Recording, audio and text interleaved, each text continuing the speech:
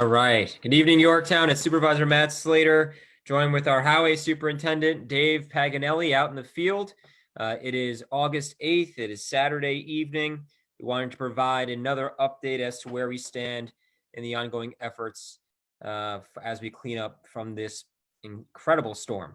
Latest numbers are as follows. NYSEG now is reporting 209 people or property owners out, customers out. Yesterday, that number was 459. Con Edison is at now 1,188. Yesterday, they were at 2,436. So they did some work today, finally. They actually had more than one crew, right? Yeah, we were lucky today. Yeah, got a lot of work out of them today. See what happens when they actually send us the right number of crews. We actually get some work done and get people back online. I just wanted to remind folks that Con Ed has announced that they are allowing for reimbursement claims to be filed if you are out for more than 48 hours. The claim form is on our Facebook page, as well as on the town's website, as well as on Con Ed's website. For residents with the proper documentation, you will receive up to $540. For commercial customers, you can receive north of $10,000. But again, there's proper documentation that is needed. Dave, do you want to provide an update as to how we're looking on the roads? Okay, today was a pretty good day. Con Ed did send us a second crew. That particular crew opened up the leaner on Mohansick Avenue by 202. They opened up the southbound lane entrance ramp at the end of Mohansick onto the Taconic Parkway. They opened up quite a big mess on White Hill between Mohansick and Mark Road. The little crew that we've been working with did very good work today. They finished up the southbound lane on Stony Street. We went out and did a monster of a tree on Old Crom Pond, so that's open now. And right now they are with me out here on Baptist Church Road.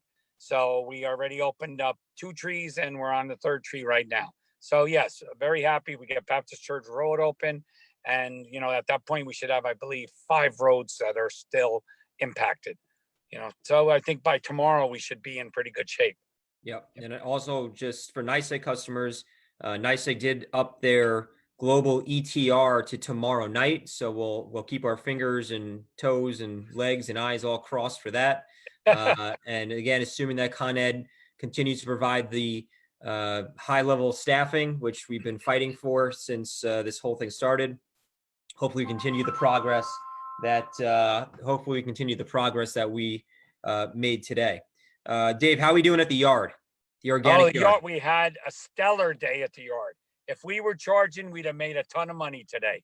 We had, I know you only put me on here for comic relief, and because it makes you look good, So that being said, we had over 400 residents at the yard today, Good. And I got to tell you, they were so grateful, to have the location to bring their stuff and clean up their yards. It was really a real great sense of camaraderie up there today.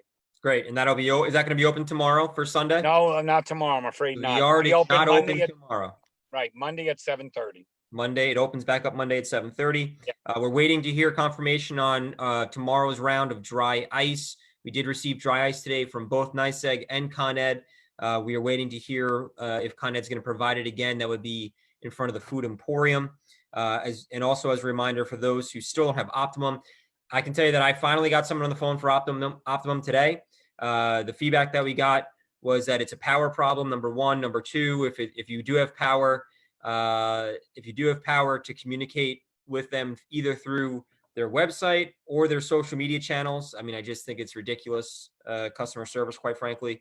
But for those who don't have internet and need internet, because again, a lot of people are working from home because of COVID, the John C. Hart Library is providing public Wi-Fi. You have to be up on the porch to be able to get it. We had some folks try it today, but you can actually get some public Wi-Fi over at the John C. Hart Memorial Library. There was one other thing that you wanted to touch on, Dave. Actually, I have 2. Go for I it. have not received an email since Tuesday at 12:58. So anybody that has been emailing us, and we are having major problems with the town emails. So anyone that's been emailing me at Highway, I just want to apologize because I haven't seen it. So that being said, I just want people to be aware of that. I'm usually pretty diligent about that. The other thing was, I'd like to mention your service line from the utility pole to your home. So who's responsible for what? The basic, simplest way to say it is from the pole to the first point of contact at your home. So for instance, if you have a service on the side of your house, from the pole to that service is the responsibility of the utility. From that service to your meter, or from your meter into the house, is your responsibility. Some people have what's called a drop line. So they have a big metal thing coming up where the service is in that, and then it drops down to their meter or into their service in their home. If you have that kind of a service, from the top of the drop line to the pole is the responsibility of the utility. From the top down is all yours. And I think I would like to also mention, in light of the fact that there are so many issues with respect to trees coming down, and we don't want people to be unneighborly, but the actual, based on case law, the situation with trees is where the tree falls is where the cleanup responsibility lies, not where it came from. So for instance, when a tree falls on our roads, we come out, we clean it up. We clean it up back to the point where we have our right of way. If we can, we drag out, help you out a little bit, drag it into our right of way and get rid of it. So we just want people to understand that, it would be nice if the neighbors could get together and share the cost, but it is where it falls that the responsibility lies. So Right. it's important. I've already had a few neighbors squabbling over it, and I've gotten a few phone calls and emails myself about that as well, and that's the same instructions that we provided from my office as well. Yep. Good. Excellent. That's about all I have. We're moving along. I mean, I'm sad to say we're 6 days into this, 5 days into the storm, and we're not in better shape. But unfortunately, our destiny is in someone else's hands. Exactly. And exactly. I want on the cable vision thing, look at Moreland Avenue, right? That's a huge cable vision bundle that's down. Now, we went out there with our NICIC crew. We cleared that road. We're ready to open the road. And we can't open the road because if the UPS comes down, truck comes around that corner, they'll grab that bundle, pull down the telephone pole on 132, and we'll have a domino effect. And you've been working your tail off trying to get, a response on that, and it's taken days just to get a live person. And what did the person say to you?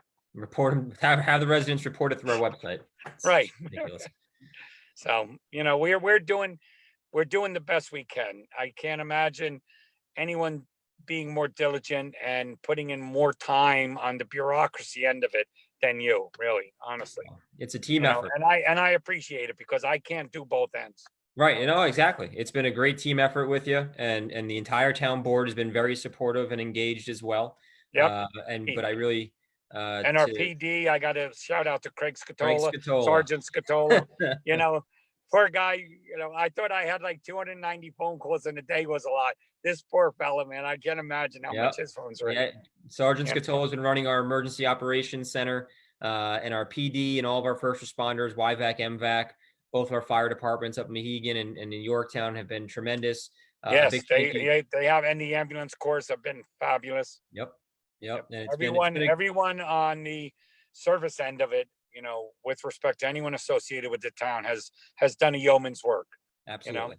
And that includes, of course, our highway department and you, Dave, for being out there, boots in the ground. And again, it's been a good 1-2 punch with all of our efforts. And so I just really want to again thank you and thank all of your workers for their continued effort. And thanks for treating my guys to lunch today. No, it's the very least I can do. Seriously, it really is. But they enjoyed those filet mignons and lobster tails immeasurably. Wait till you see that, Bill. Yeah. Just don't tell water. No, don't tell water.